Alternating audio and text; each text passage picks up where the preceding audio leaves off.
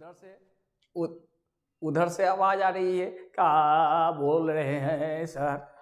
सीधे बोलो, क्या बोल रहे हैं? अच्छा, कल छोड़ना, कल 3 बजे से क्लास है। कल 3 बजे लोग आप लोग पहुंचोगे तब, नहीं तो नहीं करेंगे क्लास। परीक्षा कब से है? आ जाओगे? अमन आ जाएगा, और कौन आएगा? प्रीति आ जाएगी 3 बजे से।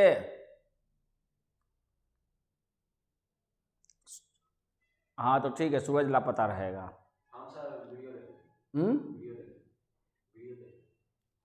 कहाँ देखेगा वीडियो? बैठ के ही मैंने पुर्जा बनाते रहना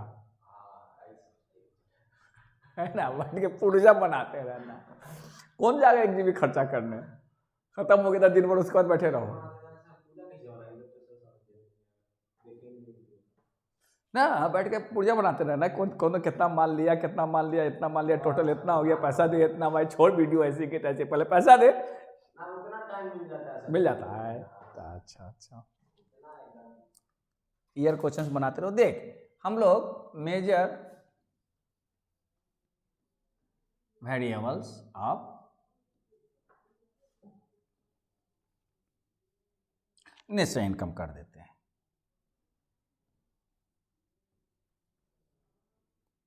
नेशनल इनकम, तो इसके बारे में पिछले क्लास में चर्चा किए थे। तो एक तो डिफिनेशन दे दिए थे किसका? एक डिफिनेशन दे दिए थे एनआई का। हाँ, एनआई का हो गया था। एनआई मतलब नेशनल इनकम का डिफिनेशन हो गया था। अच्छा, एनआई मतलब नेशनल जो है इनकम। फिर जीडीपी का डिफिनेशन एनआई से निकाल दिया था, है ना। जीडीपी का डिफिनेशन उससे निकाल दिए थे। और फिर जीएनपी का भी डिफिनेशन निकाले थे, है ना। जीएनपी का क्या लिखे? जीडीपी का डिफिनेशन लिखा हुआ है ना, the money value of all final goods and services produced domestically in a country in a year, in a country, in an economy, in a year, when net factor income from abroad is added to GDP, it is termed as GNP। बात समझ में आ रहे हैं प्रीति रे? ठीक, अब GDP plus net income factor, net income factor ही बोलते हैं, फ्रॉम एब्रोड। उल्टा पुल्टा होता रहता है, कोई NIFA लिखता है, कोई NFIA लिखता है। इनकम फ्रॉम एब्रोड, नेट क्यों? कि यहाँ से भी कुछ लोग विदेशी लोग विदेश भेज रहे हैं पैसा इंडिया में काम करके, है ना। और विदेश, यहाँ के लोग भी विदेश में जाकर यहाँ के लिए भेज रहे हैं। तो जितना इनफ्लो हुआ, जितना आउटफ्लो हुआ, उसका जो डिफरेंस हुआ वही नेट फ्लो हो गया। बात समझ आ रहा है ना, कि net income factor. Income factor मतलब जो भी अर्निंग हैंड है वो एक फैक्टर है जिससे कि इनकम हो रहा है ना। शाहरुख खान का कोई फिल्म विदेश में लगा, उससे पैसा हुआ, तो उसमें शाहरुख खान को पैसा मिलेगा तो इंडियन करेंसी में वापस आएगा ना इंडिया में। तो ये क्या हो गया? इंडियन सिटीजन का जो है आमदनी विदेश से हुआ, तो भारत में पैसा आ गया। तो भारत का इंटरनल जितना प्रोडक्शन का जो है मनी वैल्यू था वो तो था ही था, साथ साथ वो इनकम जुड़ गया। बात समझ में आई पवन? अच्छा, अब यहां से इन दोनों में आप एक चीज सीखोगे, डिफरेंसेस।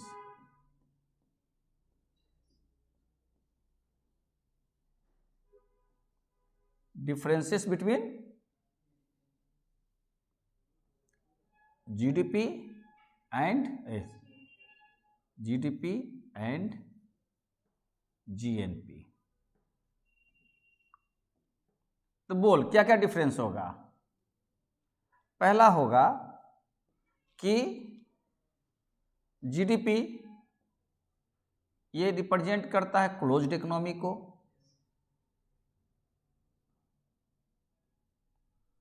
हम ऐसे से डिफरेंस लिख देते हैं, आप लोग उसको जैसे भी आप स्टेटमेंट बना लीजिएगा।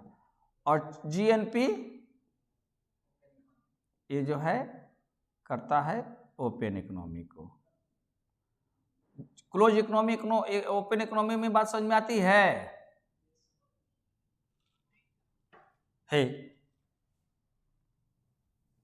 उसको समझे में नहीं आते हैं तो क्या करें?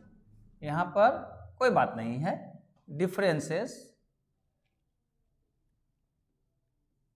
किसके किसके बीच? Differences between GDP and GNP, इस तरह का प्रश्न रहता है। ठीक, यही चीज एनडीपी और एनएनपी में पूछ देगा, या जीएनपी या एनएनपी में पूछ देगा। एक डिफरेंस के बारे में कोई चर्चा रहती है, समझ बता रही है ना? तो देख, पहला डिफरेंस क्या होगा? पहला डिफरेंस ये होगा, यहाँ पर हम जीडीपी लिख देते हैं, यहाँ पर जीएनपी लिख देते हैं। तो पहला होगा कि GDP represents closed economy. Closed economy मतलब नॉट ओनली डोमेस्टिक ट्रेड, है ना, no export and import are included है। हम गलत लिख दिया। पवन समझ बता रही है? अगर किसी भी इकोनॉमी में अगर इंटरनेशनल ट्रेड नहीं हो रहा है तो वो हो जाएगा क्लोज्ड इकोनॉमी, है ना। जब इंटरनेशनल ट्रेड हो रहा है, यानी दो अलग अलग देशों के बीच, माने इंडिया और इसके किसी अदर कंट्री के साथ ट्रेड हो रहा है, इंटरनेशनल ट्रेड जिसको कहते हैं, जिसको फॉरेन ट्रेड कहते हैं, तो वो से इकोनॉमी को कौन सा इकोनॉमी कहते हैं? ओपन इकोनॉमी, है ना। बात समझ में आ रही पवन? Open economy. प्रीति रे, जहां दिक्कत होगा पूछ लेना। Open economy. हाँ, दूसरा है net factor income from abroad not included. मतलब जीडीपी में चूंकि क्लोज्ड होने के कारण यहीं से सब बातें निकल जाएगी कि जीडीपी में इनकम फ्रॉम एब्रोड को ऐड नहीं किया जाता, इंक्लूड नहीं किया जाता, यही ना बातें होगी। क्लोज होने के कारण नहीं होगा। इसमें क्या होगा? Net factor income from abroad included.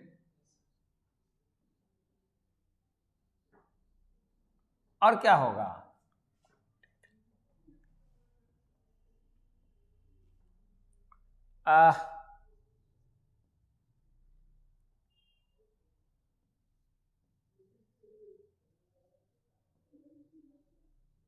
Foreign trade not allowed. Foreign trade को इसमें अलाउ नहीं किया जाता है। इसमें एक ही बात से सब बातें निकल गई। फॉरेन ट्रेड अलाउड,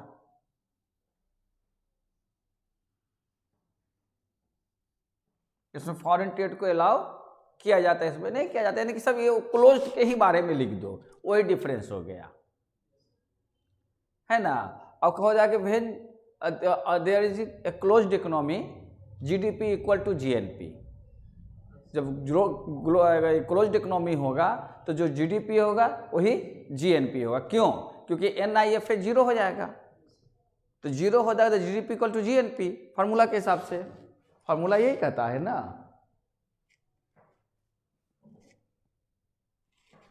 कि अगर ये जीरो हो जाएगा तो जीडीपी जीएनपी इक्वल टू किसका हो जाएगा? जीडीपी। बात समझ में आ गया? तो जीडीपी, कभी कभी जीडीपी जो है आपका दोनों केस हो सकता है कि नॉर्मली जीएनपी में बी ग्रेटर देन जीडीपी। कब? When NIFA is positive, positive रहेगा, तब विदेश के तुलना में विदेश से ज़्यादा पैसा आया, माने यहाँ के द्वारा यहाँ से कम गया। और जीएनपी में भी लेस देन जीडीपी, कब? व्हेन NIFA आपका क्या होगा? माइनस। अब कहते हैं कि GNP equal to GDP when no, ऐसे कह सकते हैं, व्हेन नो फॉरेन तो वहाँ लिख दिया था, तो इंटरनेशनल लिख दें, इंटरनेशनल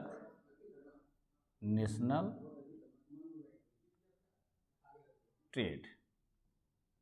सिंपल सी बात हो गई कि किस किस केस में कौन कौन सा चीज हो सकता है। ये बातें समझ में आ रही है? अच्छा, ये तो हो गया जीडीपी जीएनपी। अब यहां से आप आ जाओ रियल जीडीपी और नॉमिनल जीडीपी। ये भी बात पूछी जाती है, रियल जीडीपी। हाँ, क्या है रे इसमें?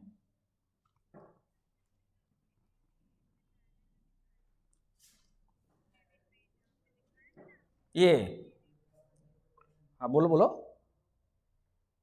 क्या करेगी रे? स्क्रीनशॉट लेगी?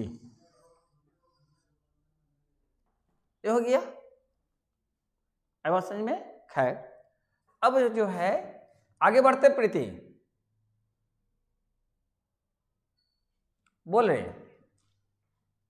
ले, कुछ करना है तो बोल। अच्छा, अब आगे जो है रियल जीडीपी एंड, चलना इसी से लिख देते हैं, नॉमिनल जीडीपी,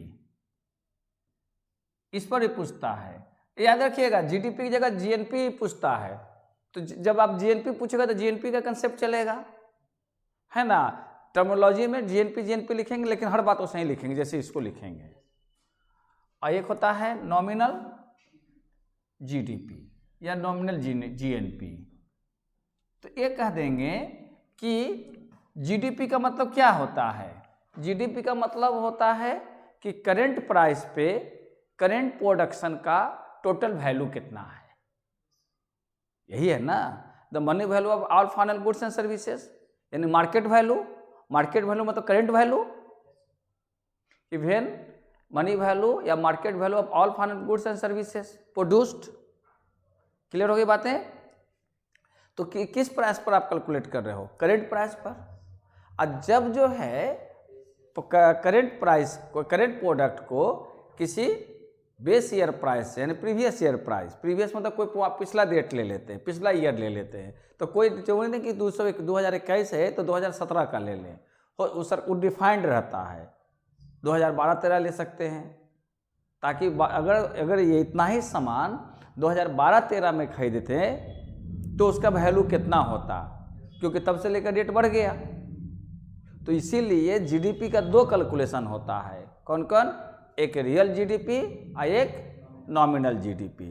तो अगर हम रियल जीडीपी की बात करें तो रियल जीडीपी इज एस्टिमेटेड या कैलकुलेटेड या मेजर्ड, कुछ भी लिख दो, या कंप्यूटेड। तो real GDP is estimated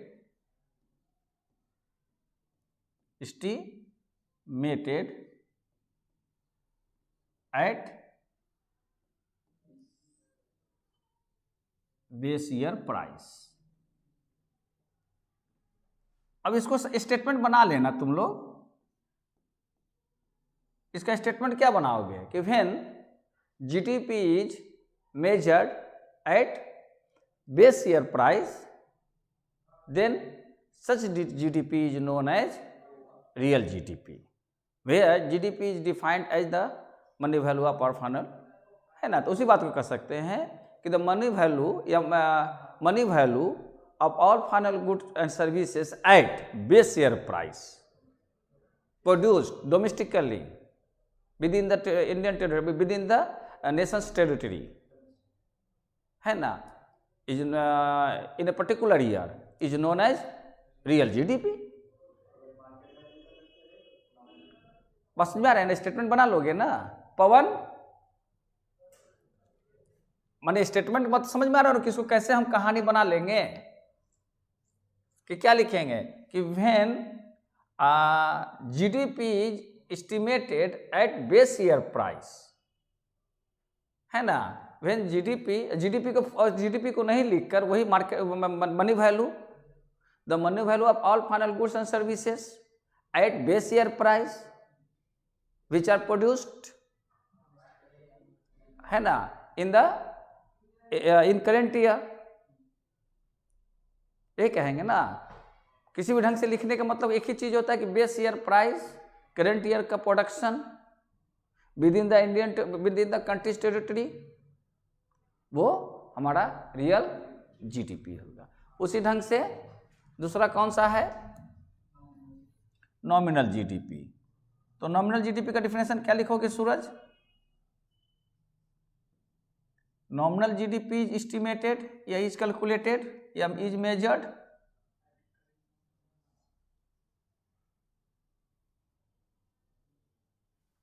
at current year price,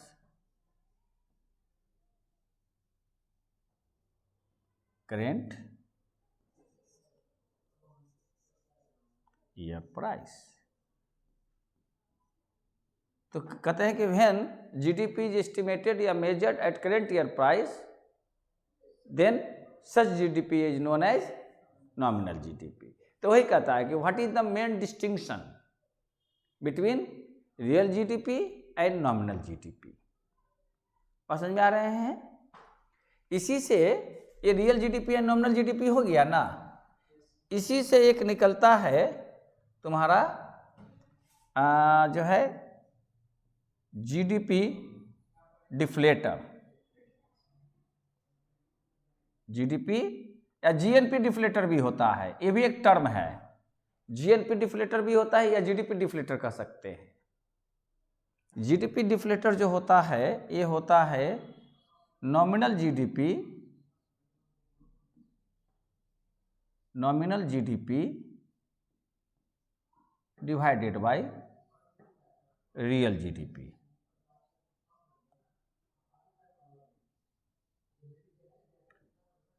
अगर जीएनपी रहेगा तो जीएनपी, तो कह सकते हैं कि व्हाट इज जीडीपी डिफ्लेटर। तो GDP deflator is the ratio, ratio हुआ ना, ऊपर नीचे हुआ तो रेशियो कहते हैं। GDP deflator is the ratio between ratio of nominal GDP to real GDP, या कह सकते हैं GDP deflator is the ratio between nominal GDP and real GDP. कि जब नॉमिनल जीडीपी से रियल जीडीपी को, माने नॉमिनल जीडीपी को रियल जीडीपी से डिवाइड करते हैं तो उससे जो वैल्यू गेन करते हैं वो वैल्यू क्या कहलाता है? GDP deflator. जीडीपी डिफ्लेटर क्या शो करता है? इन्फ्लेशन को। अगर आपके पास ऐसे कैसे मालूम कि किसका रेट कितना बढ़ा कितना घटा, तो सीधे क्या करेगा कि करंट ईयर प्राइस पर जीडीपी को ले लेगा, अब बेस ईयर प्राइस पर जीडीपी को ले लेगा, दोनों का रेशियो निकाल देगा तो 1 पॉइंट समथिंग हो जाएगा, उसमें से 1 घटा देगा, उतना परसेंट से बढ़ जाएगा। मान लो कि रियल नॉमिनल जीडीपी जो है 125 हो गया और रियल जीडीपी 110 था, तो 125 110 कर लेंगे, कुछ ना कुछ डेसिमल वैल्यू आएगा। अब वो डेसिमल वैल्यू में से 1 घटा देंगे, वो नियम होता है, बेस को हमेशा 100 माना जाता है, तो 100 का बाद 1 हो जाएगा, चूँकि अगर 100 में बदलेंगे तब 100 घटाएंगे, नहीं तो 1 घटा देंगे, तो 1 पॉइंट इसका रिजल्ट कितना आएगा? अगर मान लो कुछ देर के लिए ये 100 ही रहता तो कितना हो जाता? 1.25, इसमें से 1 घटा देते हैं, यानी कि 25%। यानी कि इन्फ्लेशन कितना बढ़ा? पहले से महंगाई कितनी बढ़ गई? 25%। यानी जो चीज़ पहले 100 रुपये में खरीदारी करते थे आज उतना ही सामान 125 में मिल रहा है। तो जीडीपी डिफ्लेटर का यूज होता है to measure the inflation in the economy. इसलिए क्वेश्चन पूछेगा कि व्हाट इज जीडीपी डिफ्लेटर, तो क्या लिखेंगे? GDP deflator is a ratio of normal GDP to real GDP. Clear? It is used to measure to get the indication about inflation in the economy. Clear? Real GDP is measured at, फिर तो real GDP का define करोगे ना, उसके नीचे आओगे तो क्या होगा? पहले तो इसके जीडीपी डिफ्लेटर की कहानी लिखोगे। बात समझ में आ रहा है ना प्रीति? जहां नहीं होगा पूछना, हम ये लोग को सामने रखकर हम पढ़ा दे रहे हैं। हाँ,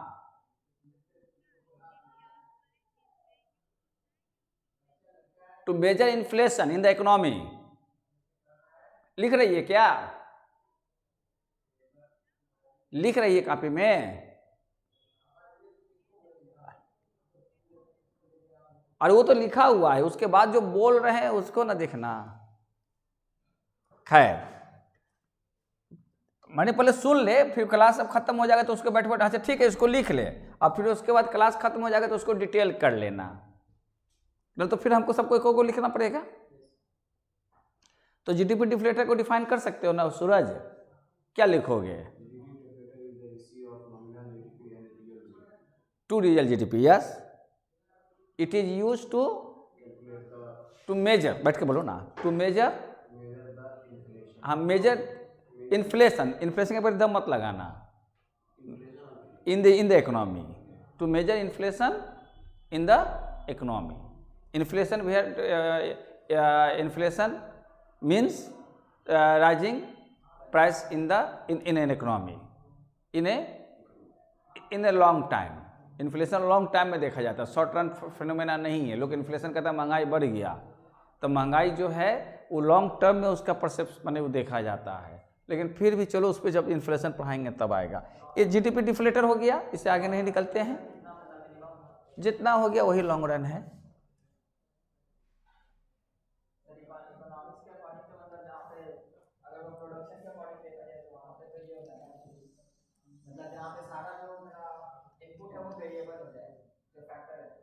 वो वहाँ माइक्रो का है वो कंसेप्ट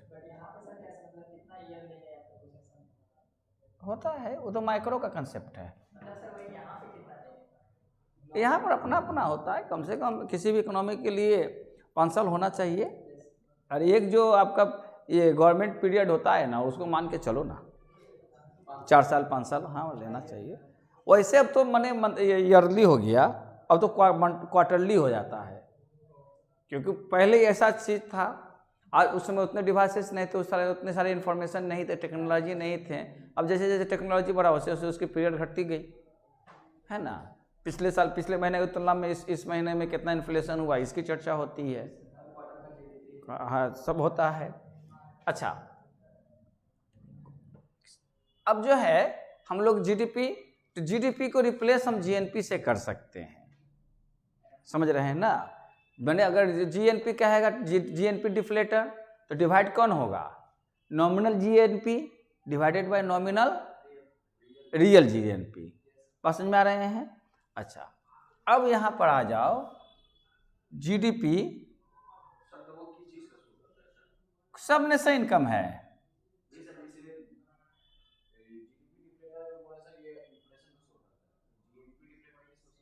जीएनपी, अरे जीएनपी मतलब देश का टोटल प्रोडक्शन का वैल्यू। हाँ तो देश के जो टोटल प्रोडक्शन का वैल्यू अब प्लस विदेशों से इनकम, उसको ना रिफ्लेक्ट करता है।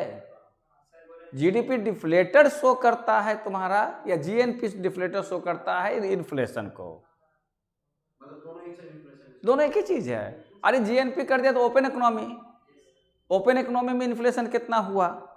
अगर जीडीपी पर करेगा तो क्लोज्ड इकोनॉमी, माने विदेशों की इनकम को नहीं जोड़ घटा करेगा, बस इतना ही है। लेकिन उस रेट जीडीपी होगा तो देश के अंदर के हिसाब से उसका इन्फ्लेशन होगा। अब तो विदेश का नहीं, ओपन इकोनॉमी के अंदर होगा। भारत दोनों इकोनॉमी पर चर्चा करे, अगर जीडीपी पर कैलकुलेट करेगा तो जीडीपी जो है तो फिर विदेशों के इनकम के आधार पर उसको जोड़ घटाव नहीं करेगा। लेकिन अगर जीएनपी पे कैलकुलेट करेगा इन्फ्लेशन, तो उसमें क्या करेगा? विदेशों के इनकम को भी वो अटैच कर लेगा और तब उसके बाद उसका रेशियो निकालेगा। हाँ हाँ सर बोले जैसे सर जीडीपी तो एक मतलब अभी प्रैक्टिकल वर्ल्ड में देखा जाए प्रेजेंट वर्ल्ड में तो जीडीपी एक लगता है कि मतलब थ्योरेटिकल कॉन्सेप्ट है और जीएनपी लगता है क्योंकि सभी को तो फॉरेन ट्रेड में इन्वॉल्व है मोस्ट ऑफ द देश में जीडीपी ही माना जाता है, जीएनपी की चर्चा करता है, हमेशा जीडीपी ग्रोथ होता है, मतलब ऐसा देश में हमेशा जीडीपी की ग्रोथ होती है। अब तो उसके बाद जीएनवी भी होने लगा, ग्रॉस ये नेट वैल्यू। अब देखना एनएनवी भी होता है, जीडीपी भी पुराना ठॉट हो गया, जीएनवी। हाँ तो सर मतलब जीएनपी का बात भी नहीं करता है जीडीपी का बात नहीं करता है देश के अंदर की प्रोडक्शन महत्वपूर्ण होता है ना, हमारे देश के अंदर जितना अधिक जो है प्रोडक्शन होगा इसका मतलब उतना ऑप्टिमम की ओर हम न जाएंगे। आपका विदेश से इनकम आ रहा है तो इसका मतलब कि आपका प्रोडक्शन हाउस गड़बड़ा है, मैन्युफैक्चरिंग सेक्टर गिरा हुआ है। तो आपके पास कितना होता है, जीडीपी का मतलब क्या होगा कि जो भी हमारे पास जितने भी तरह के माने एक्टिविटीज़ हैं वो 3 सेक्टर में बांटा गया, प्राइमरी सेक्टर, सेकेंडरी सेक्टर और टर्शियरी सेक्टर्स।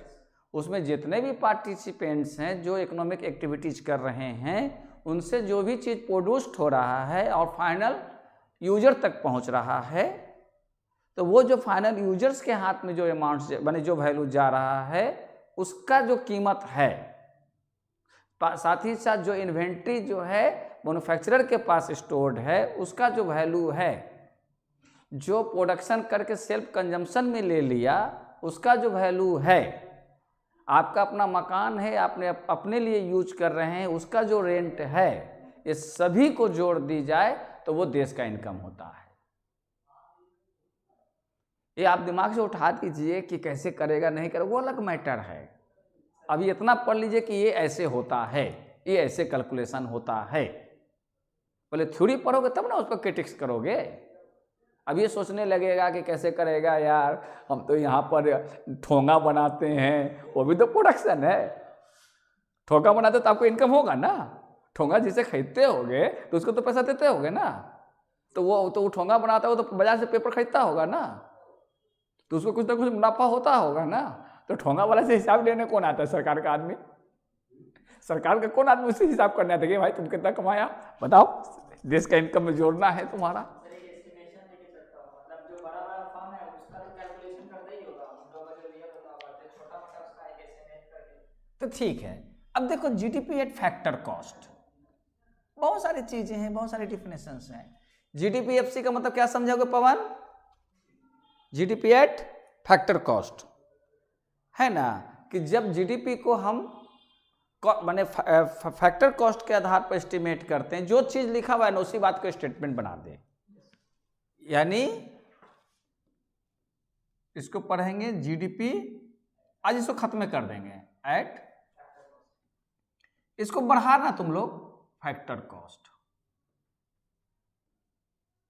देख इकोनॉमी में जो है 4 फैक्टर्स ऑफ प्रोडक्शन है, लैंड लेबर कैपिटल एंड नहीं है एंटरप्रेन्योरशिप। तो ये हो जाता है लैंड, लेबर, कैपिटल, कैपिटल और entrepreneur, TRE entrepreneurship, NEUR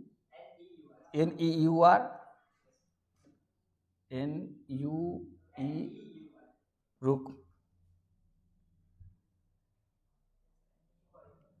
entrepreneur है ना, NUER है ना, NE है, NEU हाँ, और शिप। गुड। तो ये जो है आपका 4 फैक्टर्स हैं। तो अब जो है इसके आधार पर लैंड के बदले क्या मिला? रेंट। लेबर के बदले क्या मिला? वेज। कैपिटल के बदले क्या मिला? इंटरेस्ट। और एंटरप्रेन्योरशिप के बदले मिला प्रॉफिट। इन चारों के आधार पर कि कितना जो है प्रोडक्शन में जो फैक्टर लगा हुआ है उसको आप पेमेंट किए, है ना, उन सभी की, इसलिए ना सैलरी शीट या सैलरी स्लिप मांगा जाता है। सुनते हो, सैलरी स्लिप सरकार मांगती है या कहता है ना, सैलरी शीट या सैलरी स्लिप वगैरह होता है। जैसे अगर आप सरकारी जॉब करेंगे ना तो आपको जो मिलेगा वो सैलरी स्लिप मिलता है, उसके आधार पर आपको पेमेंट बनता है, कितना ऑब्सेंट किए, कितना ओवर टाइम किए, कितना आपको अलाउंस मिलेगा, ये सभी को जोड़ते तब ना कहता ना कि बेसिक सैलरी इतना है लेकिन मिलता इतना है, सब चीज़ जोड़ घटा के, है ना। तो एक बेसिक सैलरी हो गई, वो रियल हो गया, वो नॉमिनल हो गया, जितना हाथ में मिलता है। तो देखिए इधर, तो when GDP is calculated at factor prices of the production, then such GDP is known as GDP at factor cost. अरे बात समझ में, जीडीपी एट फैक्टर कॉस्ट का क्या जवाब दोगे? When GDP is calculated at factor cost, then such GDP is known as at factor cost. बस हो गया, कितना छोटा तो है। अब कह सकते हैं इन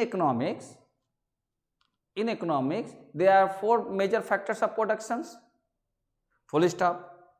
दे are land, labour, capital and entrepreneurship.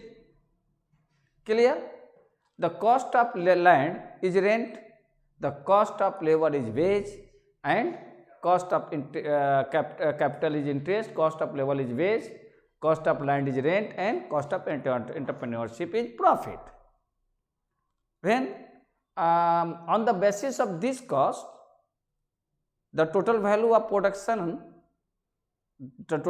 production is calculated, then such value reflects GDP at factor cost. हो गया ना? तो 2-3-4 लाइन बढ़ाया जा सकता है ना, अगर थोड़ा थोड़ा, अगर एक बार 2 बार रिहर्सल कर लोगे तो तीसरी बार तो करेक्ट लिख लोगे, कि रटने की जरूरत है नहीं ना। 2 बार 3 बार अगर अपने से लिख लोगे, काटोगे, तुम्हारा सेंटेंस परमानेंटली बन जाएगा। क्लियर होगी बातें? तो थोड़ा सा देखना बैठकर, इकोनॉमिक्स में ही करना, मैथ जो करना है करते रहना।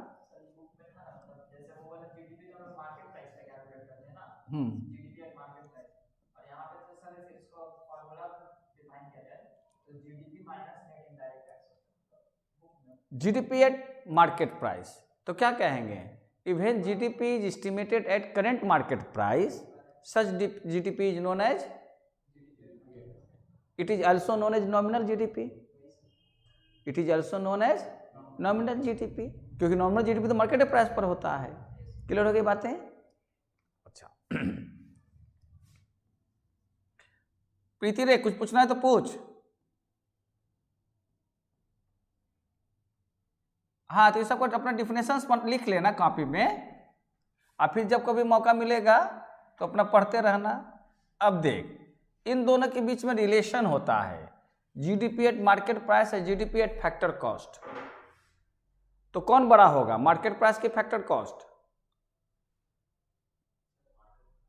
मार्केट प्राइस बड़ा होगा। क्यों? क्योंकि उसमें टैक्स जुड़ जाता है ना, क्योंकि फैक्टर कॉस्ट में तो टैक्स नहीं ना होता, बाजार में आ गए तो उसको टैक्स देना होगा जगह जगह पे, तो इससे क्या होगा, मार्केट प्राइस हमेशा बड़ा होगा। तो अगर हम इनको इससे निकालना चाहते हैं तो जीडीपी, अगर हम फैक्टर कॉस्ट निकालना चाहते हैं और मार्केट प्राइस दिया हुआ हो तो क्या करेंगे, इसको relation between GDP at factor price और GDP and market factor cost and market price के बीच भी कहते हैं। GDP at market price minus कर देगा इनडायरेक्ट टैक्स, डायरेक्ट नहीं लिखेगा। क्यों नहीं लिखेगा? डायरेक्ट टैक्स तो उसमें नहीं ना आएगा, क्योंकि आप कैलकुलेट कर रहे हैं मार्केट में, तो मार्केट में सेल परचेज हो रहा है ना, तो सेल परचेज हो रहा है, तो इसमें तो इनकम टैक्स की बात नहीं होगी, तो इनडायरेक्ट टैक्स की बात होगी। डायरेक्ट टैक्स है इनकम टैक्स, ये तो सेल्स टैक्स है ना, तो इनडायरेक्ट टैक्स। और इसमें जुड़ जाएगी सब्सिडी, सरकार सब्सिडी देती है। अब सरकार सब्सिडी हटा दी तभी ना आपका गैस का कीमत आज इतना हो गया, है ना। सब्सिडी क्या होता है? व्हाट इज सब्सिडी प्रीति? पवन?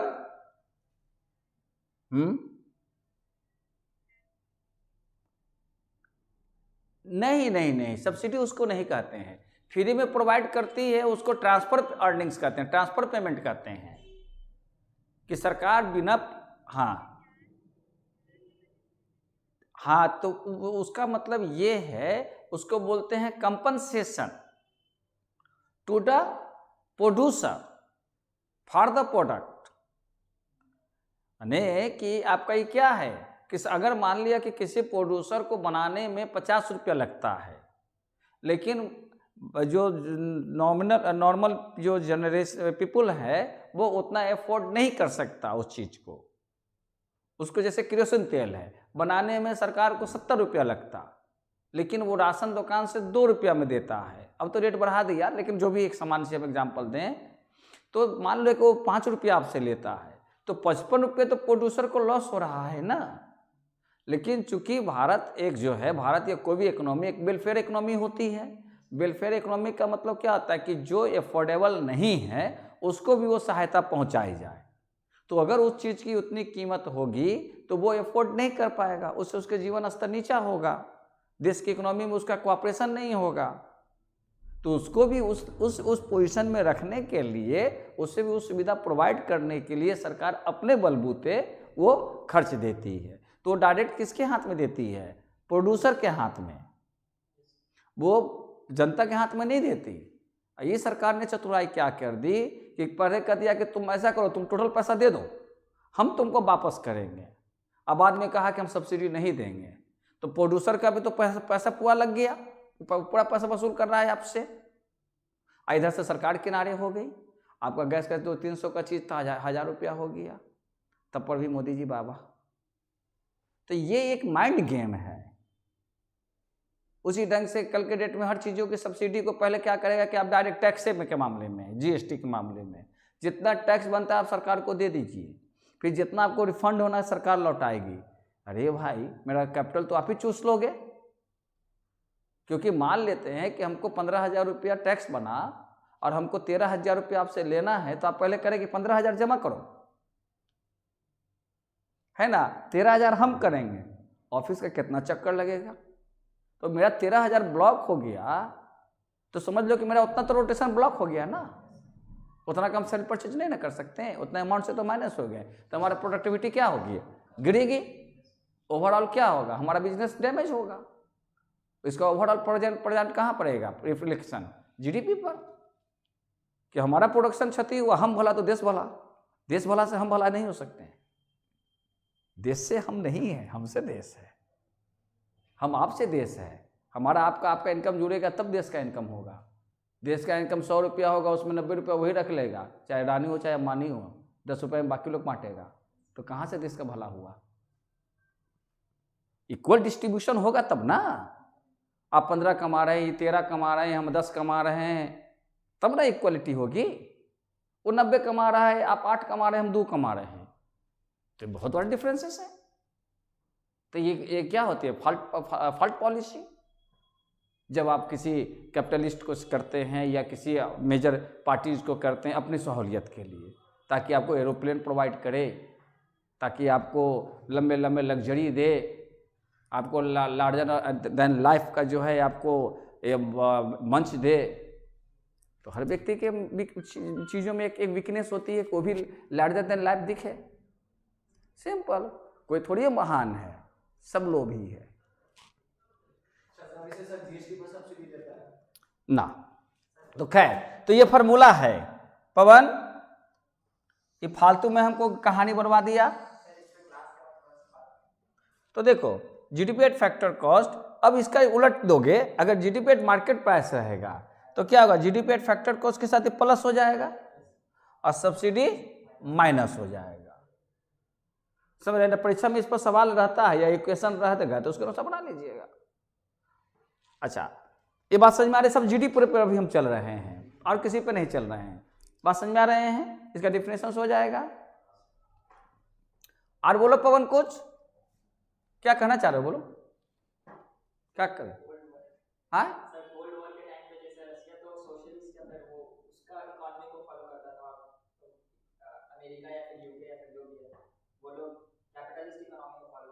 नहीं, जब क्या नाम है, इंडस्ट्रियल रेवोल्यूशन हुआ तो उसके बाद जो है दो चीज़ें उठी। कैपिटल जब इंडस्ट्रियल रेवोल्यूशन 1688 में हुआ इंग्लैंड में सर्वप्रथम, उसी के आसपास हुआ था। 17वीं शताब्दी के उसमें लेट मैंने हो गया 17th सेंचुरी में हुआ था, है ना, इंडस्ट्रियल रेवोल्यूशन।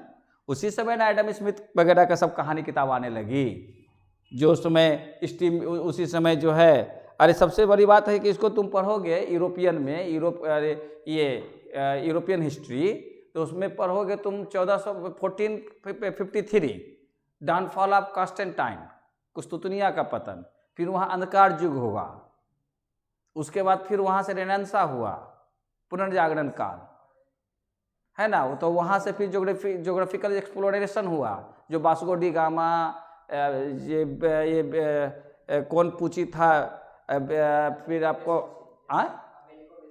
हाँ, जो अमेरिको वेस्पुची जो अमेरिका पहुंचा तो उसके नाम पर अमेरिका पड़ा। तो ये सब चीज़ होते चले गए। तो इस ढंग से होते होते तो फिर क्या होगा, जब तक वो डेवलप हो गए तो वहाँ पर आपका इंग्लैंड एक कैपिटल कंट्री हो गया, क्योंकि वहाँ पर आयरन और कोयले का खदान बनता चला गया। वो दुनिया में उसके बाद जो है इम्पीरियलिज्म का बना, साम्राज्यवाद बना। उसके बाद फिर कहानी बनती चली गई। तो फिर उसका जब संघर्ष हुआ, फिर अंग्रेज से उसने वापस लिया अमेरिका के वहाँ के निवासियों ने, तो फिर वहाँ कैपिटलिस्ट बना। और उसी समय दो पोल बन गया, इधर सोवियत यूनियन बन गया 1913 में लेनिन के नेतृत्व में। और वो जो है वो भी एक सुपर पावर बन गया।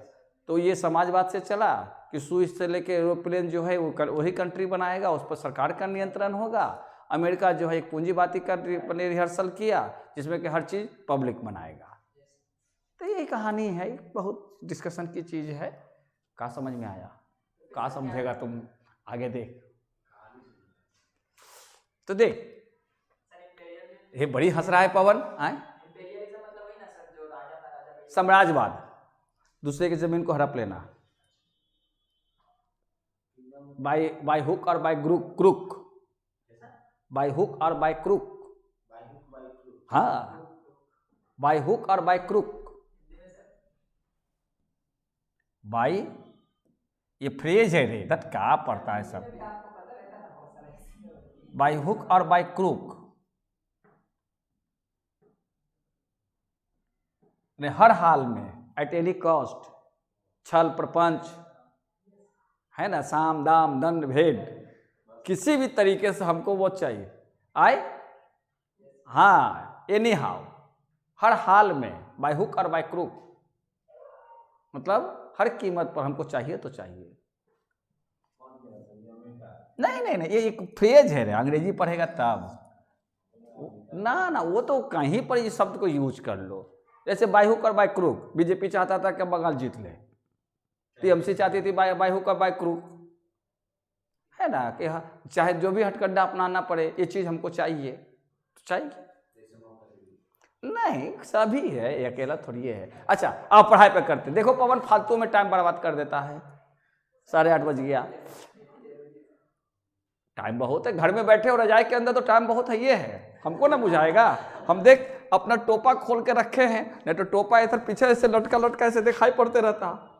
अब जाएंगे तो टोपा को लगाएंगे, तब जाकर ये रहेगा। उल्टा है हट, ये हो जाएगा। ऐसे टोपा लगा के जाएंगे ठंडी हवा में,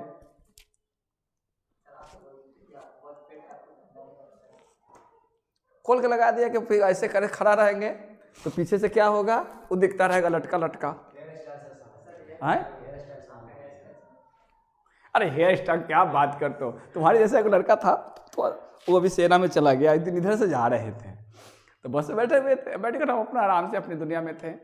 आया तो सेना के वर्दी में था, वो पैर छुआ, प्रणाम सर। अब उड़ गए, बता कैसे के पहचानते हैं सर? अब कहा कहीं कि ना पहचानते हैं? हम हाँ पहचान रहे हैं। हम कहा कि वो बोला कि सर हमारा सेना में हो गया। तो कई लड़का, 2-3 लड़का था, उसका भी सेना में सब हुआ। तो वो कहे कहाँ बैठते हो? कि पीछे बैठे हैं। अरे तुम पीछे से कैसे पहचान गया? तो बोला कि आपका हेयर से सर, आपका तो हेयर सबसे अलग है। हम कहा कि क्या आप बात करते हो? और उसको बड़ी डांटते थे, राज नाम है उसका, राज था, उसको बड़ी डांटते थे। ऐसे कैसे कैसे थर्ड सेमेस्टर में मैथ पढ़ने आया। तो हम कहा कि ठीक है पढ़ा देंगे। 2016 की बात है। अब वो सब रेजिडुअल था, सप्ली था, तो अब हमेशा हम लिमिट पढ़ाते हैं, हम अनलिमिटेड तो रहते नहीं, और केवल हम फाइनल ईयर को पढ़ाते हैं। और भी कोई के रेफरेंस सुनेगा तब आवेगा, तब ऐसे अपनी दुनिया में मगन रहते हैं। तो वो आया, बोला, हम बोले ठीक है इकोनॉमिक्स में कुछ समझा देंगे। अब जब उसका एक मैथ कंप्लीट करा दिया पर डे क्लास ले लेके, तो बोला कि सर आप इकोनॉमिक्स बोले थे, हमें तो बोले थे, तो इसका मतलब क्या है कि आपको उतने रुपये में सब पढ़ा दें? मेरी मर्जी। तो ना आप बोले हैं, आपके बोले हैं तो क्या जबरदस्ती पढ़िएगा? बोल दिया। अभी बोल रहे हैं कि नहीं पढ़ाएंगे तो नहीं पढ़ाएंगे। तो सर आप ऐसे कैसे कीजिएगा, हम फिर अपना भाई को नहीं भेजेंगे। मत भेजिए। हम कहा है आपको कि अपना भाई भेजिएगा? हम तो बोलते तो ऐसे बेहिचक बोल देते हैं, मत भेजिएगा। हमको क्या मतलब है कौन है? आप जाइएगा, हमारे पास जितने लोग आते हैं वो खुद नहीं मालूम कौन आते जाते हैं। आप सामने हैं तो पहचानते हैं, आपके साथ पूरी हार्टली बात करेंगे, पर अपनी दुनिया में मग्न है। जब मिलिएगा कभी बातें होगी तो होगी। बताओ उसको इतना करते थे, लेकिन बेचारा कम से कम मन में भाव प्रेम रखा कि वर्दी में आके कम से कम पैरा हाथ छू लिया पब्लिक में। अब मेरे बगल में बैठा था एक आदमी, मेरे शक्ल देख रहा, क्या करोगे? होती है ऐसी बातें। आओ देखते हैं। जीडीपी से इतनी बातें हो गई। अब पीसीआई भी पता ही दिए थे, पर कैपिटा इनकम। पवन, पर कैपिटा इनकम पर कहानी हुआ है ना? पीसीआई, अरे इधर डिफिनेशंस नहीं लिख लीजिएगा, हो गया है ना पीसीआई। तो चल जितना बाकी जो लिखे थे ना फर्स्ट टाइम में, वो सबका डिफाइन कर लोगे। अब जैसे क्या था, एनएनपी कैसे निकालोगे? GNP minus depreciation. एनएनपी क्या होगा? GNP minus depreciation. उसी ढंग से क्या होगा? एनडीपी, है ना? तो देख एनएनपी को कैसे लिखेंगे कि when depreciation is deducted from GNP it is termed as NNP, where depreciation refers to the wears and tears in capital goods, है ना? टूट फूट, wears and tears मतलब टूट फूट, कैपिटल मशीन वगैरह में जो टूट फूट होता है, घिसावट, उसको कहते हैं। तो उसका एक अलग वर्ड्स होता है। तो ठीक है, बात समझ में आ गया, कोई दिक्कत नहीं। और कभी कभी आप हमेशा याद रखिएगा कि देखिए NNP E equivalent to NNI, मतलब नेट नेशनल इनकम। प्रोडक्ट ही तो इनकम है, प्रोडक्ट का ही तो वैल्यू को बदल देते हैं तो इनकम में कन्वर्ट हो जाता है। और ये जो है ज्यादा नजदीक है किसका? नेशनल इनकम का। जीएनपी ज्यादा प्योर नहीं है, क्योंकि जीएनपी में तो डिप्रिसिएशन वगैरह सब है ना ग्रॉस में, तो प्योर कितना है हुआ, तो टूट फूट घटा देंगे तो उससे हमारा नेट हो जाएगा। नेट शुद्ध होता है ना, वो तो सकल होता है। जीएनपी से ग्रॉस को सकल बोलते हैं, सकल घरेलू आय। जीडीपी को बोलते हैं क्या? जीडीपी।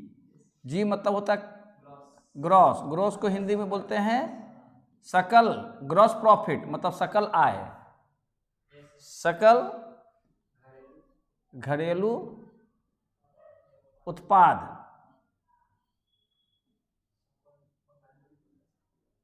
सकल घरेलू उत्पाद। और एक होता है एन, जैसे एनएनपी, तो इसको क्या बोलेंगे? जीडीपी की जगह एनएनपी भी लिख सकते हैं। एन को क्या पढ़ेंगे? शुद्ध। एन से क्या होगा? राष्ट्रीय, राष्ट्रीय और उत्पाद। और आई रहेगा तो क्या हो जाएगा? आय। तो एनएनपी को ही एनएनआई कहते हैं। ये आइडेंटिकल है, तीन गो पाई है तो, और यही जो है आपका नेशनल इनकम है। तो ये ज़्यादा नियर रियल बने रियल नेशनल इनकम की ओर आता है, लेकिन हमेशा जो है जीडीपी पर बात की जाती है। आइडेंटिकल मतलब उसके जैसा है, लेकिन सेम टू सेम नहीं है। इक्वल मतलब सेम टू सेम हुआ ना, आइडेंटिकल मतलब के समान, आइडेंटिकल मतलब के समान। आए ठीक है, अभी आगे पढ़ते हैं।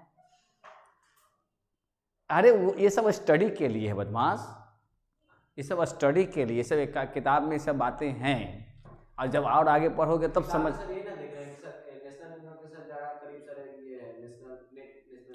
तो ये होता है एकेडमी में ना, लेकिन हर कोई ये नहीं बोलेगा राष्ट्रीय है तो उसकी जगह पर जीडीपी बोलना ज़्यादा आसान है। कि जी मतलब ग्रॉस, डी मतलब डोमेस्टिक, बी मतलब प्रोडक्ट। डोमेस्टिक मतलब घर के अंदर, घर क्या देश पूरा घर हुआ, उसके अंदर जितना उत्पाद हो जाए उस सबका मनी, उसको मनी में करेंट वैल्यू में कितना में बिकेगा, वो सबका जोड़ दो तो बना दिया गया जीडीपी। एनडीपी टर्म से जल्दी नहीं मिलता, एनएनपी जल्दी मिलता है।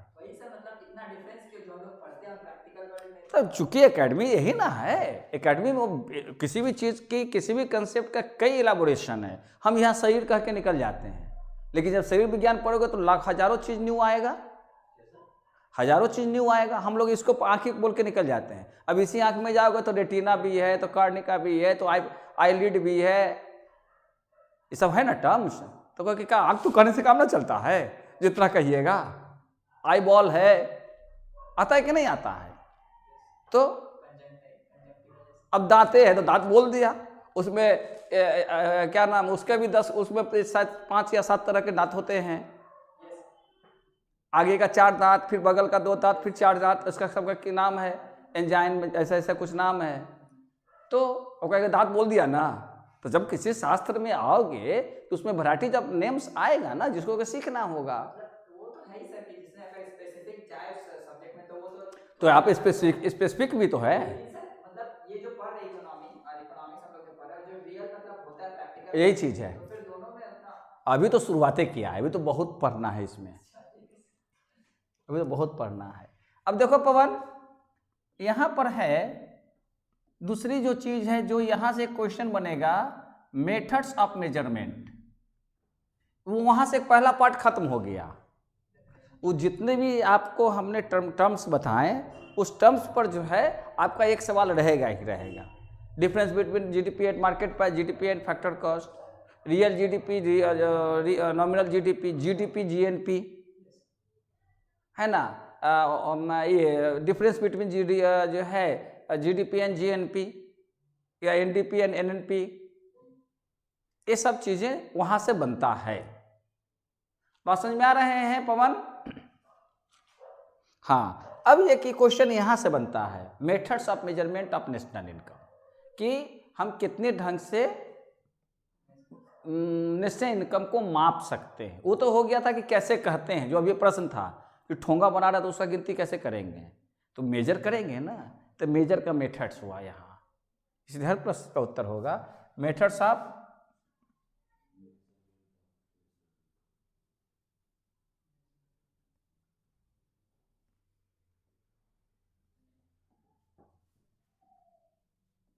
एक क्लास कल कर लोगे तो एक क्लास संडे को दे देंगे। तो कोशिश करो, क्या नाम है, तुम सामने रहोगे तो पढ़ने में ठीक रहेगा। एक छुट्टी मांग लेना घर से, अरे 15 तारीख 2-3 को क्लास ना, तुमको करें 3 बजे छुट्टी नहीं मिलेगा, कितना काम रहे तो कहना।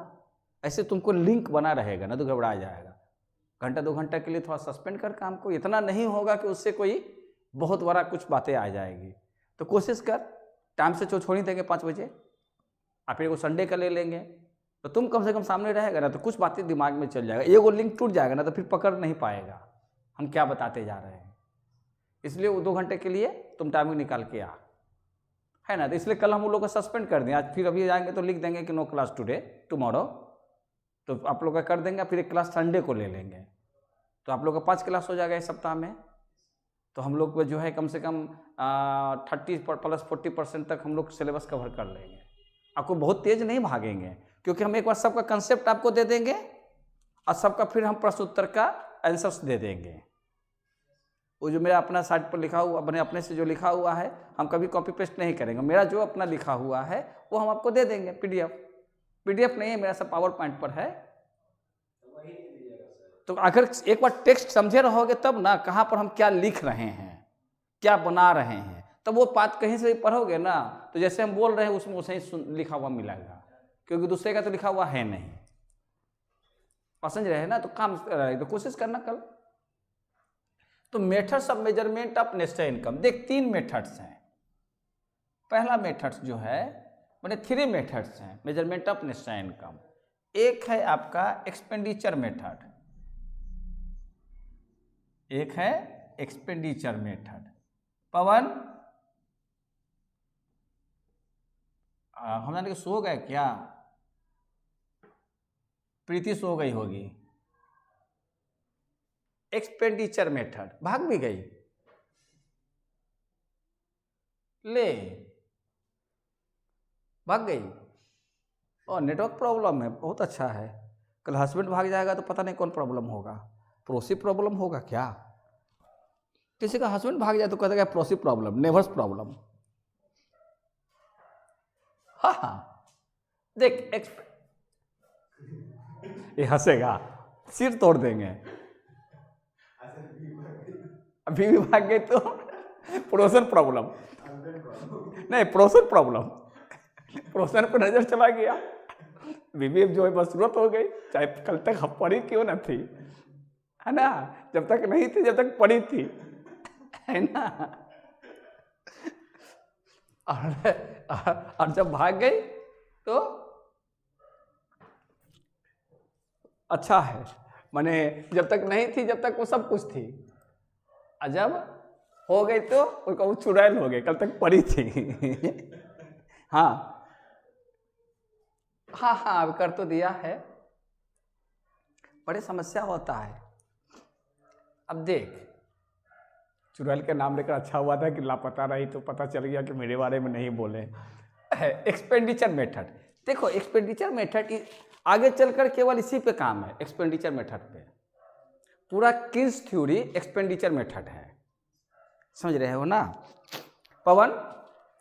तो यहां से अगला सेक्शन में जो जाएंगे, मेजर सेक्शन है ग्रुप बी, है ना? वहां पर इसका, हाँ बोलो, कोई बात नहीं है। अरे वही तो रिकॉर्डिंग में तो बोल ही दिया, अब हम कहाँ बोलेंगे, टेप रिकॉर्डर थोड़ी है। यहाँ से देख कि अगर हम निश्चय, ये हंसेगा पवन, देख के वो दांत दिख रहा है। अरे हमको क्या मालूम, हम क्या बोल दिए हैं? अरे हे प्रभु, हाथ में कलम है, छोड़ दें, टूट जाएगा, फिर आप सब दौड़े आ जाएंगे। और तो कुछ नहीं हाथ में जिसको छोड़ दे। चल देख, हम यहां बतलाने जा रहे हैं कि निश्चय इनकम को मेजरमेंट करने के कितने मेथड्स हैं, तो 3 मेथड्स हैं, यही बता रहे थे। उसमें पहला मेथड कौन सा मेथड है? एक्सपेंडिचर मेथड, यही बात बहुत चर्चा हो रही थी, बाकी भूत प्रेत का हो गया। ये सूरज हंसेगा। तो देखो एक्सपेंडिचर मेथड में ये देखेंगे कि किन्स के मुताबिक, या किन्स भी कहो न भी कहो, इकोनॉमिक्स में, मैक्रो इकोनॉमिक्स में 4 तरह के एक्सपेंडिचर होते हैं। कौन कौन एक्सपेंडिचर होते हैं? कंजम्पशन एक्सपेंडिचर, कि जितना भी यूजर्स हैं, बायर्स हैं, जो भी सामान खरीदते हैं, मतलब कुछ ना कुछ वो स्पेंड करते हैं, तो उनकी जो तमाम जो खर्च कहलाएगा, वो कौन सा खर्च कहलाएगा? कंजम्पशन एक्सपेंडिचर, यानी कि हाउस होल्ड एक्सपेंडिचर, इसको कह सकते हैं ना, हाउस होल्ड, घरेलू खर्च, जितने भी तरह के हाउस होल्ड एक्सपेंडिचर। बात समझ आ रही प्रीति? फिर भाग गई का रे? हाँ तो देख, methods of measurement of national income, तो कहेंगे कि there are 3 methods to measure a national income of an economy. The one is expenditure method. In the expenditure method, there are 4 types of expenditures are considered, है ना? There are 4 types of expenditures. Clear? The one is household expenditure, which is also known as consumption expenditure. Household expenditure को क्या बोलेंगे पवन? Consumption expenditure. आगे फिर बताएंगे, इसी पर आगे चलेगा, किन्स इसी को लेकर चला है, कंजम्पशन एक्सपेंडिचर। इसीलिए कह रहे हैं क्या नाम है लड़का का, सूरज कि अगर आज कंटिन्यू रहेगा ना तो ये पूरा का पूरा लेंथ समझ में आने लगेगा, ना तो बीच में कहीं रुक जाओगे। इसे कोशिश करना आने का। अच्छा, दूसरा जो है ये है बिजनेस एक्सपेंडिचर। रवि काहे नहीं आता है? रवि रवि शादी कर रहा है? बिहार गया हुआ है? ओ, एक्सपेंडिचर लग भी गया? वाह, इसीलिए शादी भी हो गया। चलो ठीक है। रिजल्ट कब किस चीज का आया भाई? जो शादी दरोगा का होया होगा। चलो ठीक है। देख, बिजनेस एक्सपेंडिचर को इन्वेस्टमेंट एक्सपेंडिचर कहते हैं। इन प्रीति रे एक्सपेंडिचर कहते हैं। एक्सपेंडिचर लिख ही दे। आ रही बात समझ में? अच्छा, तीसरा जो खर्च है वो गवर्नमेंट एक्सपेंडिचर है।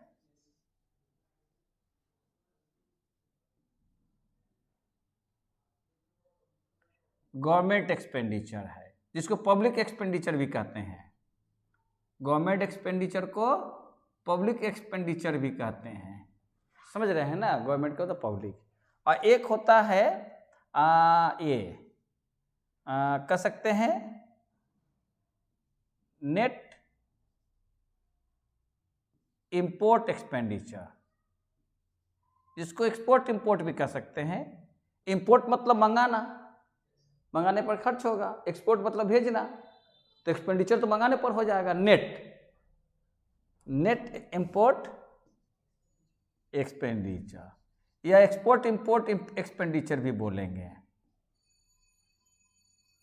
तो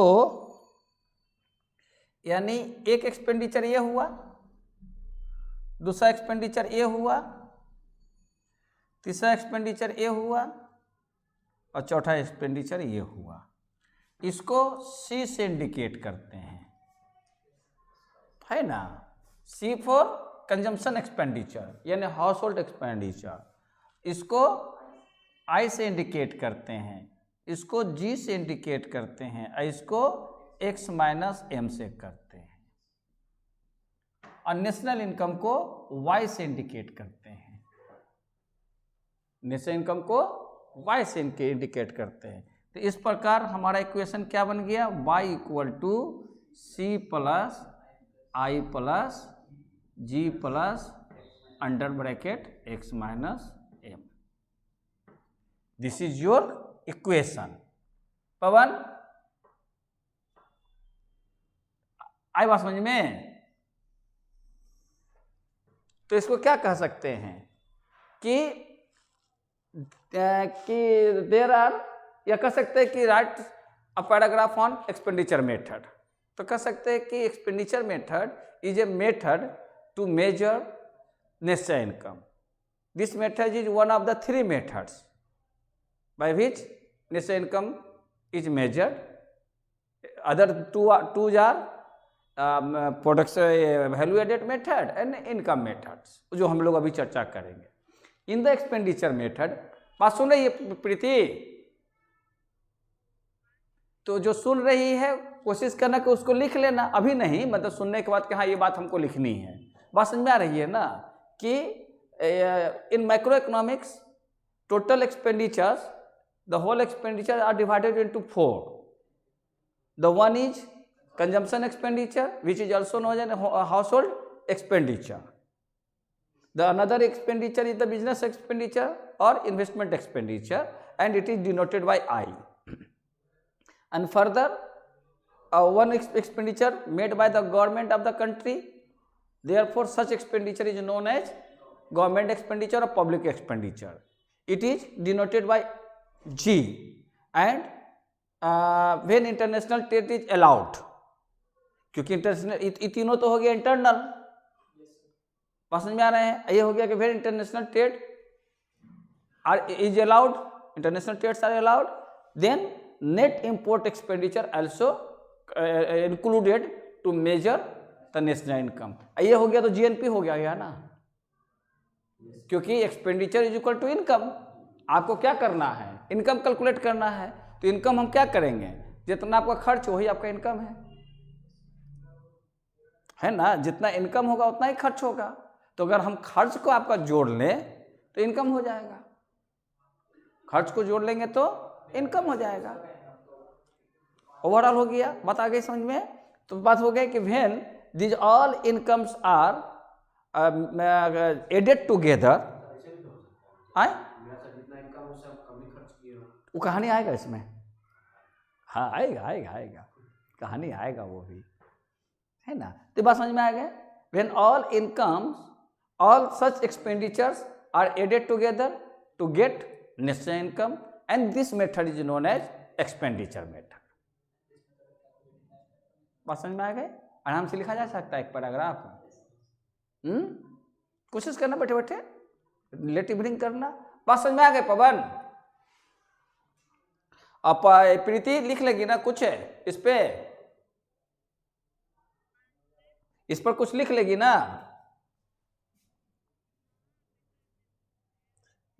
हाँ बस उतना ही लिखना है और कुछ नहीं।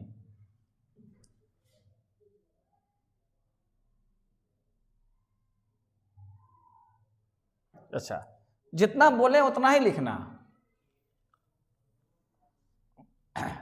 ताकि प्रैक्टिस बना रहेगा कुछ लिखने की। अच्छा, सेकंड जो मेथड है वो मेथड है income method. Income census method भी लिखते हैं, है ना, इनकम सेंसस मेथड।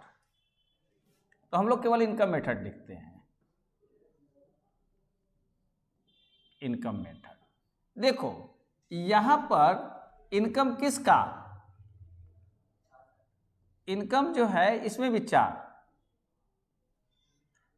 यहां इनकम किसका, फैक्टर इनकम, जो फैक्टर कॉस्ट पर निकाले थे। फैक्टर लिखना नहीं चाहिए।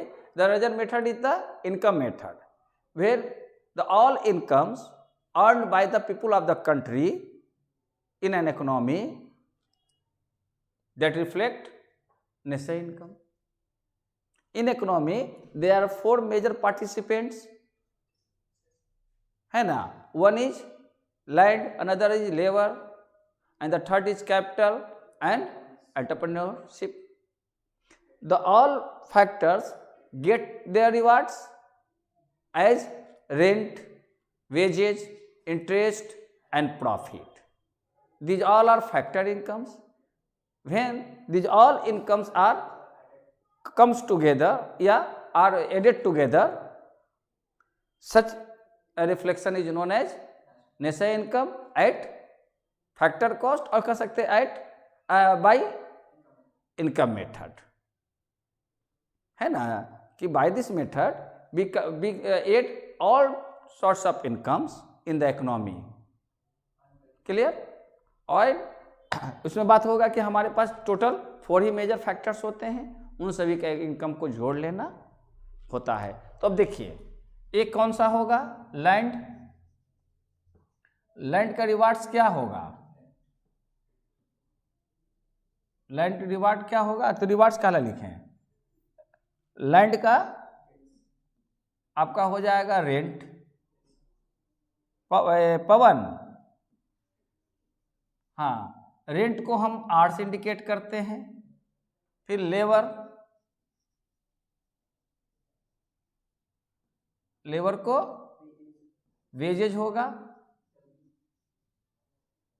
यानी इसको डब्ल्यू से। फिर कैपिटल,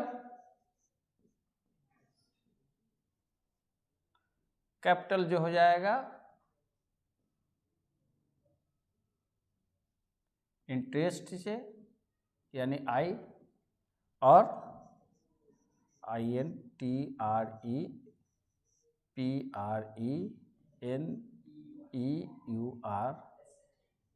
इंटरप्रेन्योरशिप, ये हो जाएगा इसको प्रॉफिट,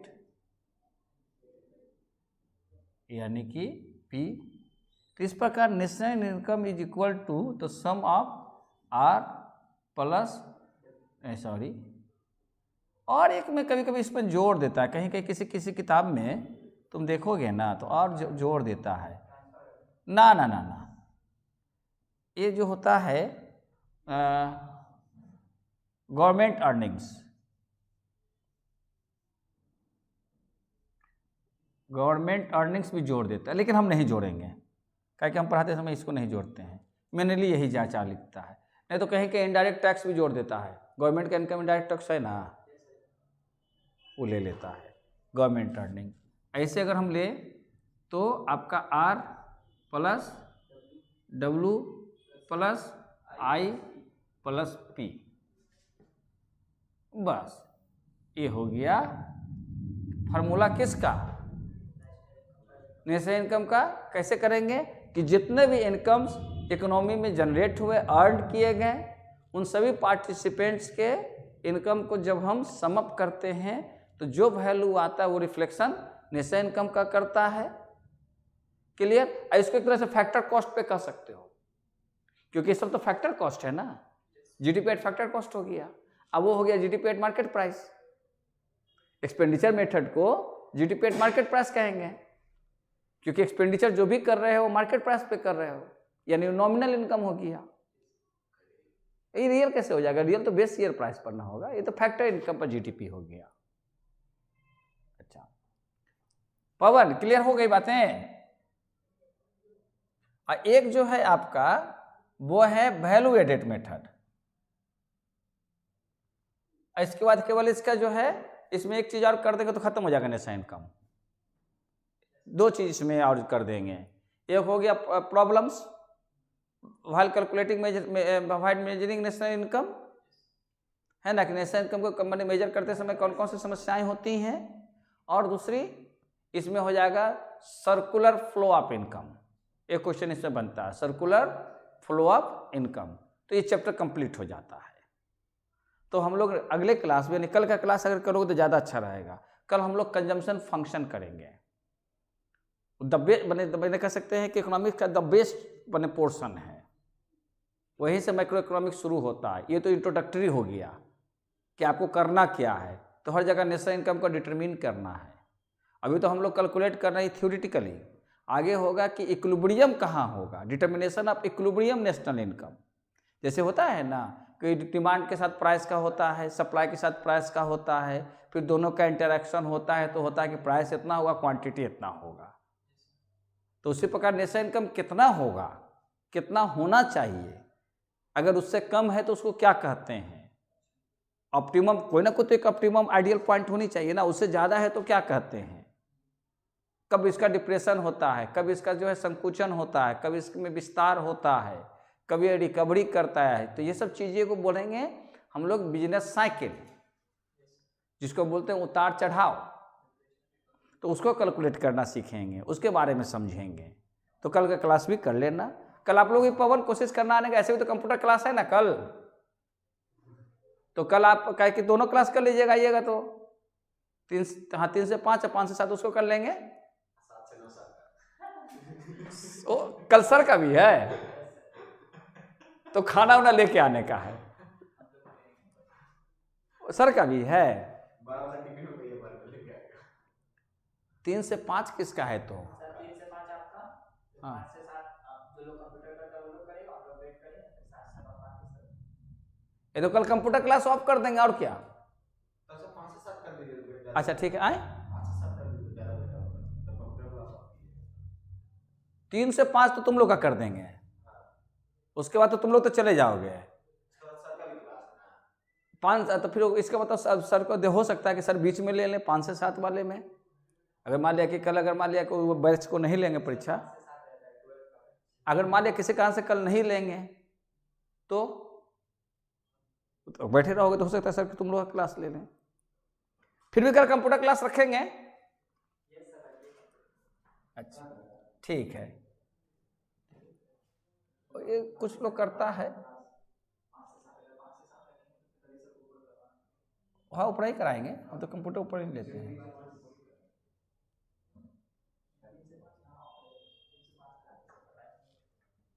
वो कहाँ गया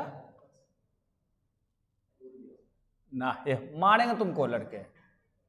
ये हो गया ऊपर, नंबर 1, नंबर 2, सब घर में बैठा बैठा सो जाएगा कि हम क्लास ले रहे हैं कि हम क्या क्या कर रहे हैं। देख, थर्ड जो है वो आपका वैल्यू एडेड मेथड है, वैल्यू के साथ एडेड है, वैल्यू एडेड मेथड। ये 3 मेथड है कि या वैल्यू एडेड का मतलब क्या समझते हो? वैल्यू एडेड का मतलब ये हो गया कि हर स्टेज में, यानी कि कोई चीज़ फाइनल होने से पहले उसकी कई प्रोसेसिंग होती है, हर प्रोसेसिंग पर उसमें कुछ ना कुछ वैल्यू ऐड होते जाता है। इस प्रकार जो भी एडिशनल वैल्यू ऐड होते हैं उन सभी को अगर हम सम अप कर दें तो उससे जो वैल्यू हमें प्राप्त होती है वो वैल्यू नेशनल इनकम को रिफ्लेक्ट करता है। बात समझ में आ रहे हैं? जैसे मान लो फर्स्ट स्टेप में मान लो कि यहाँ पर तुम्हारा पास फार्मर से तुमने खरीदारी किया, फार्मर है वो तक का याद करेगा। मान लो फार्मर से आपका 5 रुपया में तुमने अनाज लिया, फार्मर जो है ये अनाज को वो बेच दिया किसको? मिलर को, है ना, मिलर को बेच दिया। मिलर मान लेते हैं उसको, फार्मर ने उसको 6 रुपया में मिलर को बेच दिया। तो इसमें वैल्यू यहाँ पर कितना वैल्यू हो गया? यहाँ पर वैल्यू 5 था, यहाँ पर वैल्यू एडिशनल 1 हो गया, वैल्यू ऐड हुआ ना। फार्मर उत्पादन करके किसको बेचा? 6 रुपया में। 5 रुपया फार्मर का था, सेल टू मिलर, माने farmer sell to miller, miller ने उसको क्या किया? फर्दर बेचा 6 रुपया में। इस सेल प्राइस हुआ, इस सेल हुआ sale price.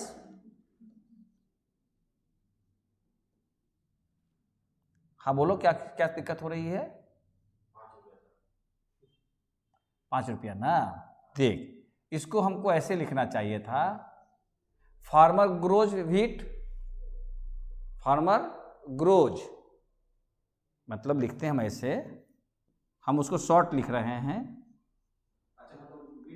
Farmer grows wheat मतलब गेहूं बनाया, एंड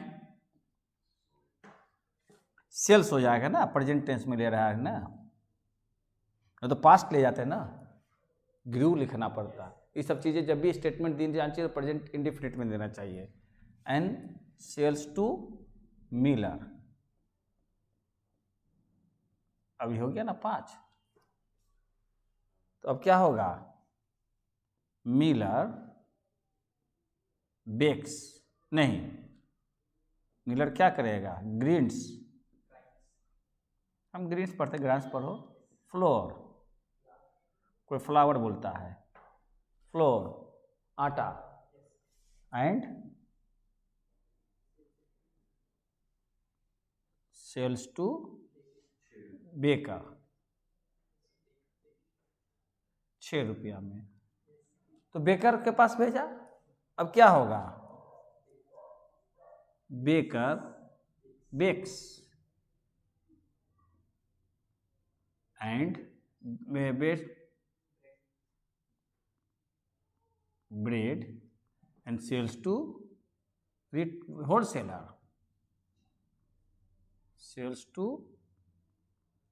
होलसेलर, मान लो 7 रुपया में, है ना। तो यानी कि तीसरा में हम लोग यहाँ पर क्या ले लें?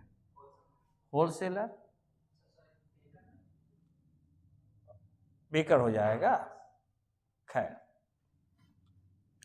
तो यहाँ पर क्या होगा? बेकर, बोलो रे, क्या कुछ बोल रहा है लड़की?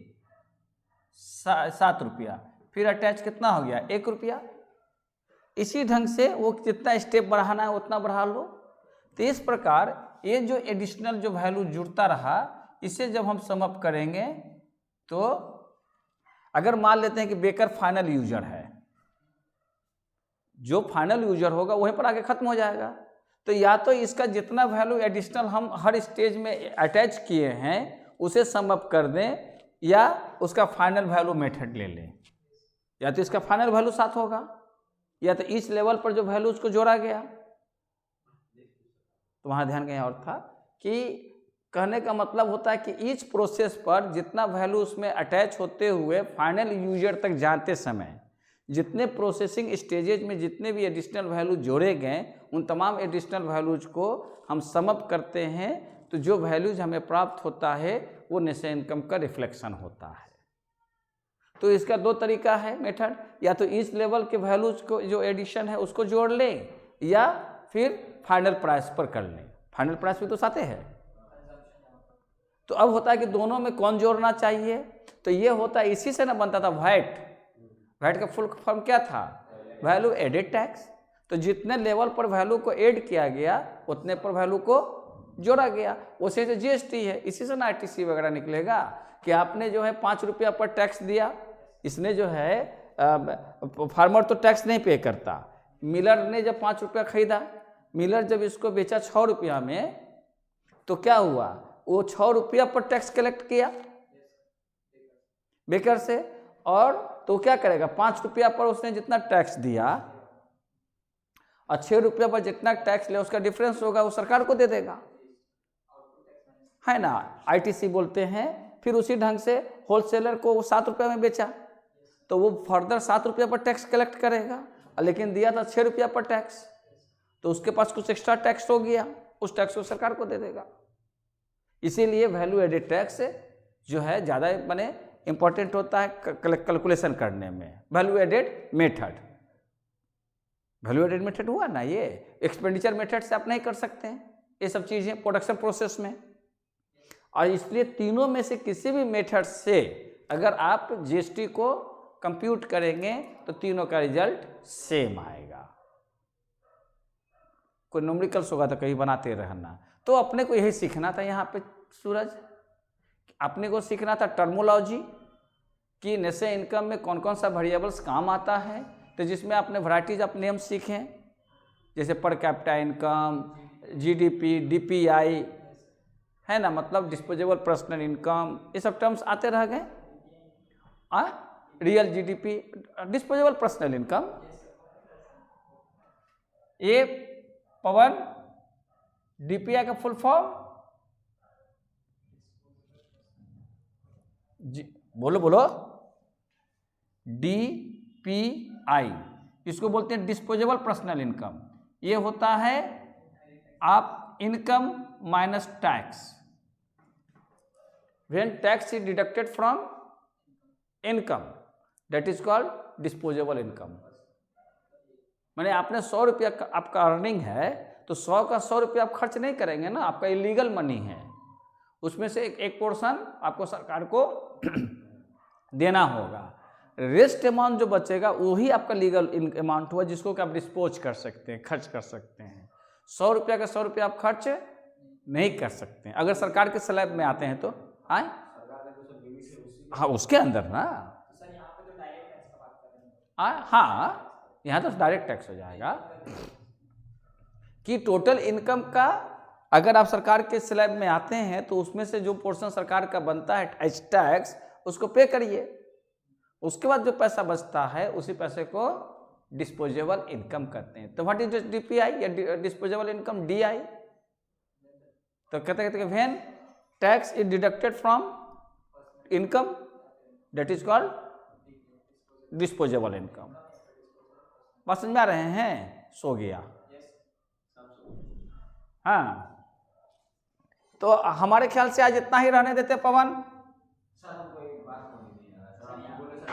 एक चीज और करा देते हैं,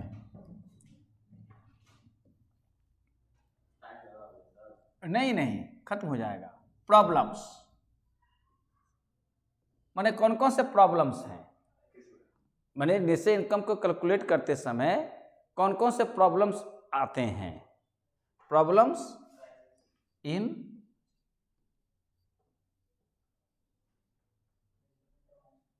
मेजरिंग नेशनल इनकम, माने ये सब डेटा को कलेक्ट करते समय में कौन कौन सा समस्याएं आती हैं। तो पहला क्या होगा, रिलायबल डाटा,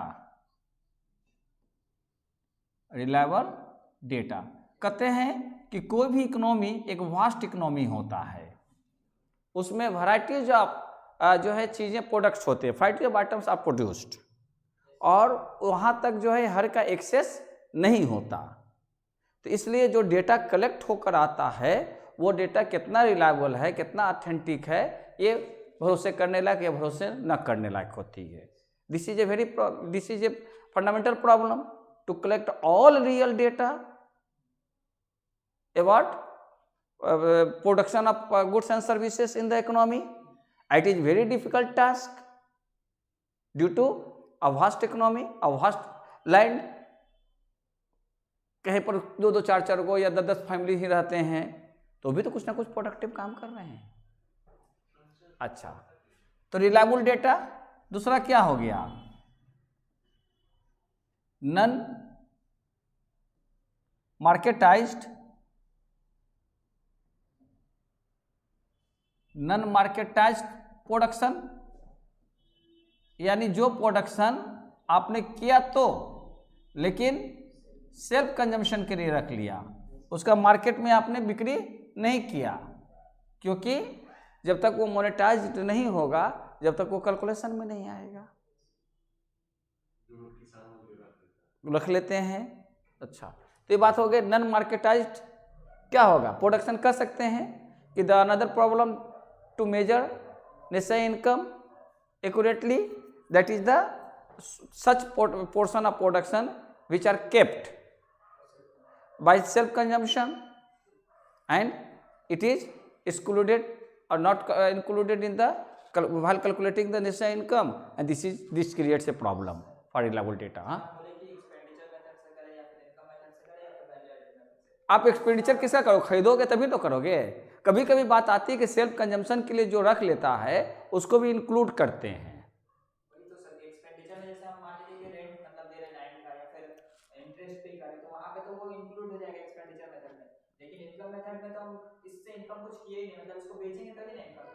किसको? अच्छा, वो तो इनकम तो फैक्टर्स होते हैं, ठीक है। अच्छा, तीसरा जो है, अपने आप प्रश्न का उत्तर मिल जाता है। देख, इलीगल मनी, इलीगल मनी, इसको कई नाम से जानते हैं। इलीगल मनी, या इसको कह सकते हैं parallel economy, parallel economy, black money, इसको कई नाम से जानते हैं। ब्लैक मनी कि इकोनॉमी में ब्लैक मनी भी प्रोडक्टिव होता है, लेकिन ड्यू टू इकोनॉमी, जो due to illegal, it is not considered as income, है ना? Clear? It also creates a problem in the economy. वही जहां पर ब्लैक इकोनॉमी, जो जिस मार्केट में ब्लैक इकोनॉमी है उसको पैरेलल इकोनॉमी कहते हैं। The market in which illegal money are created, that mean tax, जहां पर टैक्स को अवॉइड किया, टैक्स को चोरी किया जाए।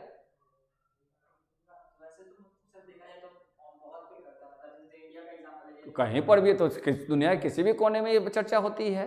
ये जो भी चीज़ पढ़ रहे हो यूनिवर्सल है, इंडियन कंटेक्स्ट में नहीं है, दुनिया भर के हर जगह की बात आएगी। तो कह सकते हैं कि black money also a problem to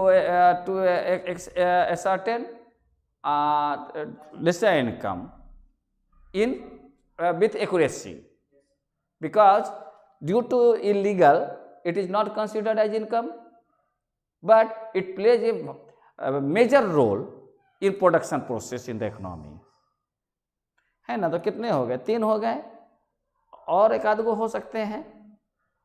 तो ये कुछ डिफिकल्टीज हैं। ट्रांसफर अर्निंग्स, ट्रांसफर पेमेंट्स भी कर सकते हैं, वो इसमें नहीं आता है। ट्रांसफर अर्निंग्स इसमें नहीं आता है। ट्रांसफर अर्निंग्स का मतलब ये होता है कि जब गवर्नमेंट विदाउट प्रोडक्शन सरकार पेमेंट्स करती है, जैसे कि वृद्धा पेंशन, जैसे कि अनएम्प्लॉयमेंट अलाउंस, है ना, पेंशन, तो ये सब चीज़ें क्या होती है कि आप प्रोडक्शन नहीं कर रहे हैं, बल्कि उसके बदले सरकार आपको पेमेंट करती है, होता है, तो उसे ट्रांसफर अर्निंग्स कहते हैं। कैपिटल गेंस, है ना, वो भी पैसा जो है आपको इसमें इंक्लूड नहीं होता। क्यों? कि कोई न्यू प्रोडक्शन नहीं होते।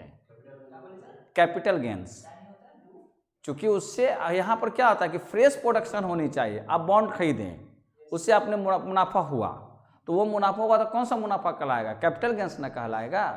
तो बॉन्ड से आपका कैपिटल गेन कर गया, लेकिन रियल में कुछ प्रोडक्शन हुआ? रियल में तो कुछ प्रोडक्शन नहीं हुआ, तो भी इनकम को देश का इनकम नहीं माना जाता है ना, वो भी इंक्लूड नहीं होता कैपिटल गेंस।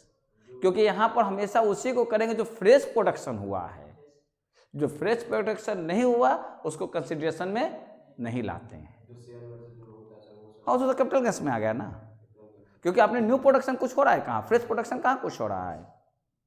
तो जब तक वो कुछ भी फ्रेश प्रोडक्शन न हो तब तक वो निश्चय इनकम का हिस्सा होगा नहीं होगा। लेकिन सर अगर मतलब मान लीजिए कोई सिक्योरिटी या बॉन्ड अगर फर्स्ट टाइम सेल किया तो वो तो आ जाएगा। कैसे? सिक्योरिटी बॉन्ड या सेल करने पर न्यू क्रिएशन कहाँ होता है? हाँ, उससे क्या नहीं, शेयर बेचना थोड़ी आपका माने कोई प्रोडक्शन होना है। वो पैसा से जो लोग अपना प्रोडक्शन प्रोसेस में गया वो होना है। जो आईपीओ से पैसा लिया वो प्रोडक्शन प्रोसेस में गया, लेकिन आप शेयर खरीद के उससे गेनिंग कर रहे हैं तो आप क्या प्रोड्यूट कर रहे हैं? आपका कोई कंट्रीब्यूशन तो डायरेक्ट प्रोडक्शन में नहीं है ना, ये चीजें हैं।